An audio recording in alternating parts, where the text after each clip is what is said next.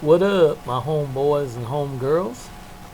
It is Wednesday, April the 22nd. We've made it halfway through the week. Get over the hump today. We'll be heading down towards the weekend. So, without any further ado, let's go ahead and review what our assignment is for this week real quick. Remember, you should have already completed your Chapter 5 Open PowerPoint test on the Judiciary Branch. That was due yesterday. Remember, if you don't turn an assignment in by the deadline, I mark it as a 0 in my grade book until I receive the assignment. Once I receive the assignment, grade it, I'll go in and change your grade and it'll go up. But right now, some of y'all have some very low grades because I haven't received your assignments. And I've put zeros in there to kind of get your attention on what your grade is until you get those assignments in. So make sure you get that Chapter 5 Open PowerPoint. And then all your previous assignments, your President's Men quiz, your Chapter 4 Open PowerPoint test, the bureaucracy handout and questions, the Supreme Court handout questions, all those should be done by now. The only thing you should really be working on this week is just that Chapter 5 Open PowerPoint test. So make sure you're getting your assignments into me. I want to see you graduate, but you got to have my class to graduate, and you're close to the finish, so don't stumble now. Make sure you're getting your work done. Not only in my class, make sure you're getting your work done in all your classes. Now, let's go to our PowerPoint. And we are finishing up federalism today. So you remember we finished yesterday looking at the modern era of the U.S. political system. And the modern era of the U.S. political system began in the 1930s, partly in response to the economic crisis.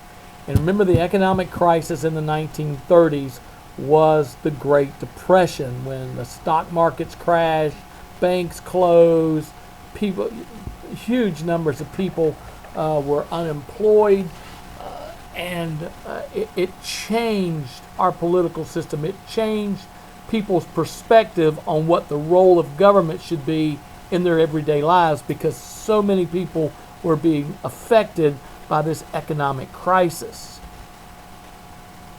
Now, the Great Depression created popular support for national government activism. Activism is being involved in the daily affairs of the people.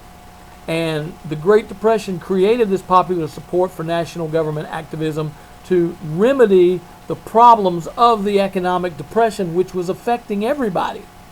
The trend toward centralizing power, that is, you remember in a unitary system, the power is all centralized in the national government.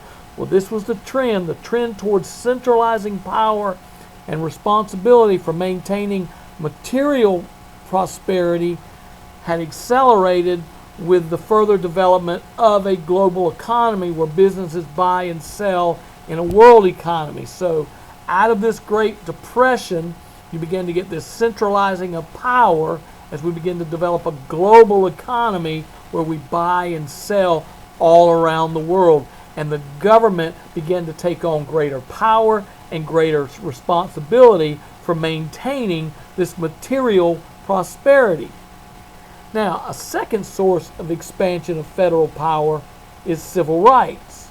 You remember the Civil War amendments, the 13th, the 14th, and the 15th Amendments, expanded the federal government's role in promoting racial equality, making sure that those who were once former slaves, that those former slaves and African Americans had the right to vote and had the same rights as white Americans during this period of time there. So the government took a much bigger role in promoting racial equality. So this also expanded federal power. Now, a third reason for the expansion of federal power is the criminal justice policy. Now, the development of a national economy made state borders less relevant for legitimate businesses and economic activity, because goods were no longer made, marketed, and sold entirely within one state. So you have states that are importing things, states that are exporting things, states that are have trade from a national perspective, sending products abroad, bringing products in. So there's this big expansion of the national economy, and state borders become less relevant for legitimate businesses and economic activity. It's not all being done just within the state. Now, illegitimate businesses were also being organized nationally. Organized crime, in particularly, did not operate exclusively within a single state. So when you had an organized crime syndication, they didn't just operate in, say, New York or in Philadelphia or in Washington, D.C. or in Florida or anywhere like that. Organized crime operated everywhere. The tentacles of organized crime reached out to a lot of different states in a lot of different ways. Now, the rise of organized crime presented a challenge to law enforcement, which was historically state and local law enforcement. In other words, the state handled it, or the local, the sheriffs handled it, or the state handled it. So there wasn't really this national organization that handled this now national organized crime. So the rise of nationally organized criminal enterprises provided one of the justifications for the creation of the Federal Bureau of Investigation.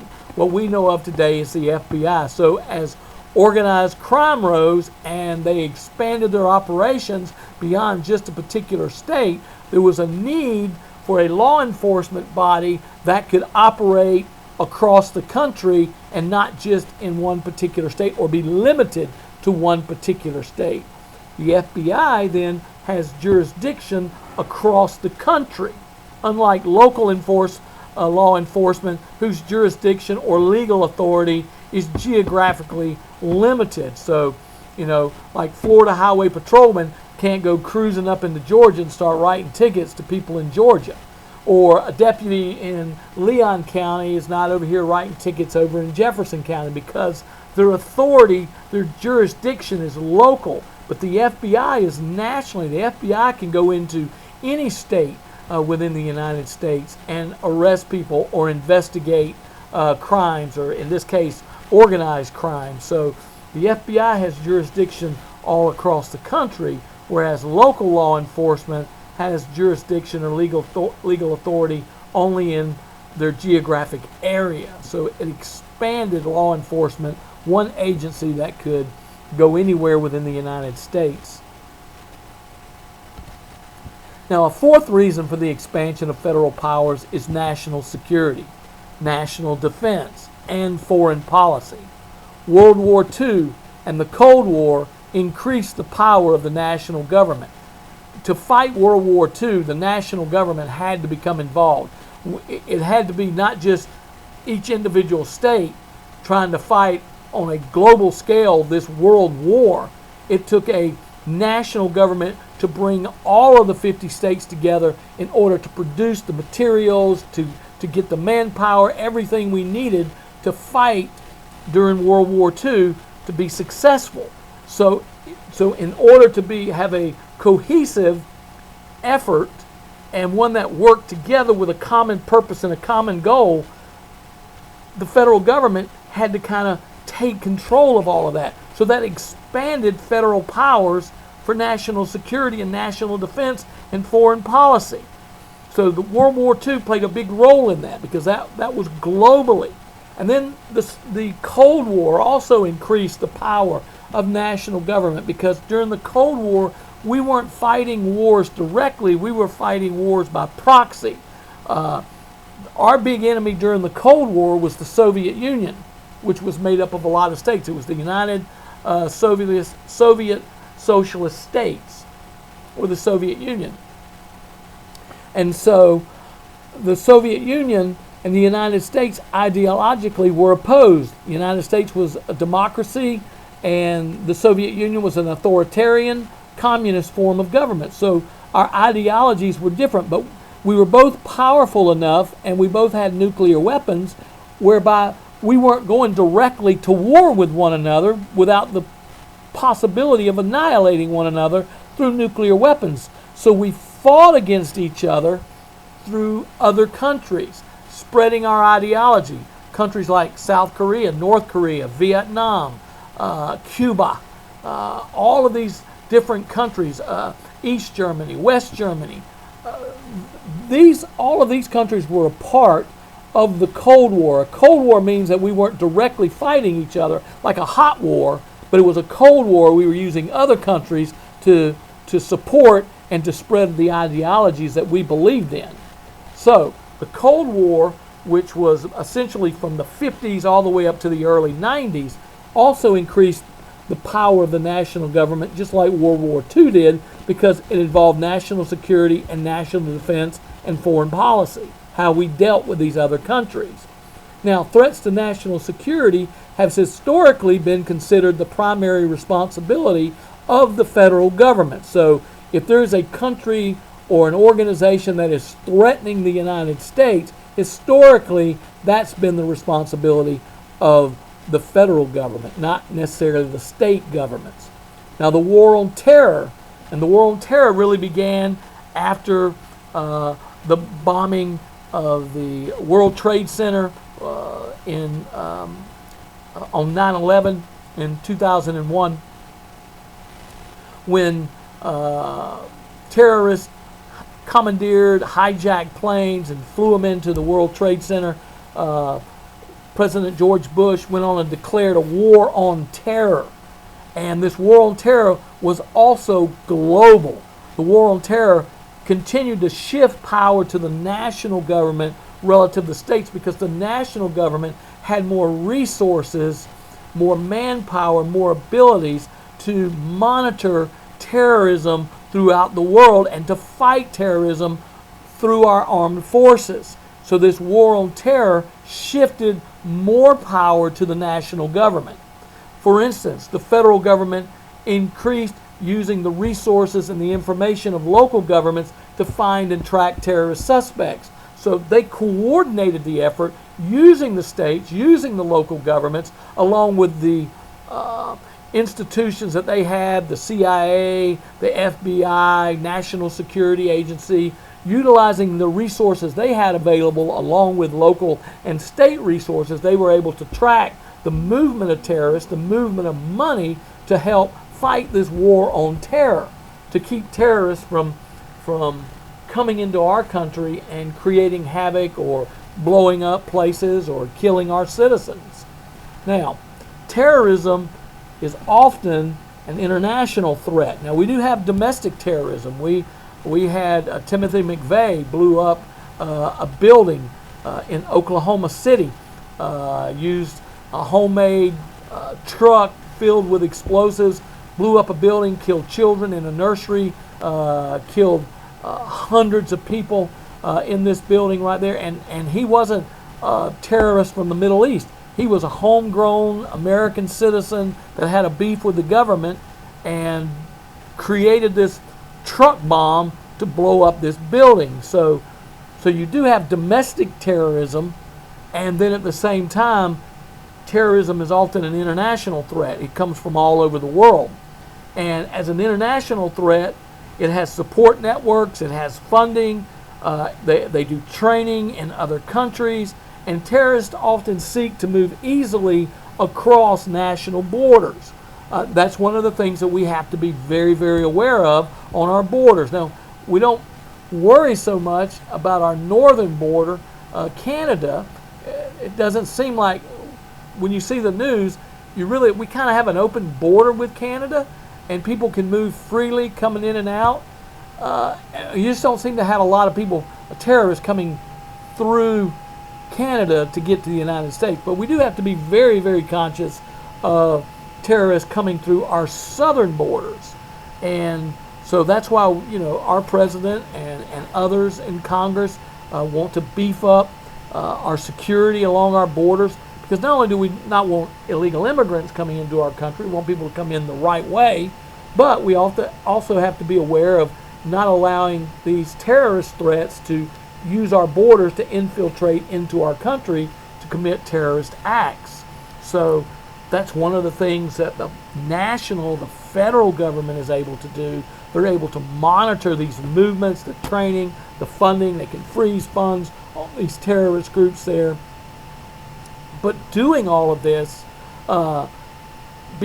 staying on top of these threats of terrorism against our country has increased the power of the federal government to be able to track and monitor these international threats from terrorists all around the world. Now, as we finish up with our summary of federalism, the division of powers between the national and state governments has been controversial throughout our nation's history. Federalism has proven to be a dynamic form of government in the sense that the actual distribution of power between the national and state governments has varied a great deal over time. Sometimes the federal government has gained more power, sometimes the state has gained it. There's been this dynamic flow back and forth. Now, the Constitution provides for a federal system, but with the notable exception of foreign affairs and interstate commerce, it does not specify exactly what each level of government has the power to do. So the Constitution says these powers are delegated to the national government, these powers are delegated to the states, but then there's a vagary in a lot of other areas of who has these powers. So it doesn't really specify exactly what each level of government has the power to do if it's not specifically spelled out. It may be implied in the Constitution, but it may not be enumerated, that is, directly spelled out in the Constitution. So, as a result of all of this, the actual balance of power between the national and state governments change over time. In this sense, federalism is dynamic. The federal government's power has increased, and it has increased relative to the state government for a variety of reasons, including the development of a global economy. It's no longer just an economy within the United States. Our economy is globally based, and because of that, we interact with countries all over the world, so the federal government has to take a much bigger role in monitoring everything that goes on around the world because of our global economy. We're tied in with everybody else around the world. Now, because of the central role federalism plays in the system of checks and balances, changes in federalism raise important questions about where to strike the right balance between state and federal power. It comes back to the power problem. How much power do you give the federal government to be effective and to carry out their responsibilities to the American people? And how much power do you limit to them so that they're not too powerful, so that they can take away the rights and the freedoms of the American people? Remember what I told you at the very beginning. A government that is big enough to give you everything you want is also a government that is big enough to take away everything you have. In federalism, the power problem will always be how much power do you give to the federal government? How much power is enough? And that's where you've got to strike that balance between state and federal. But for all of these reasons, because of national security, because of our global economy, because of our national defense, all of these things over the last 50, 60, 70 years, all of these things have increased the power of the federal government. And the federal government today probably has more power than the original founding fathers ever intended for it to have. They wanted the powers to be more central to the states, but now power is more centralized in the national government. So that concludes our study on federalism, and tomorrow we will begin studying the media. And this will be our last section that we study during this period of time. We'll be looking at the media. So we'll be looking at whether or not it's fake news or fair news out there. So the media will be interesting as we study the media and its effects on politics. So I hope y'all have a great day today, and I will speak with you again on Thursday.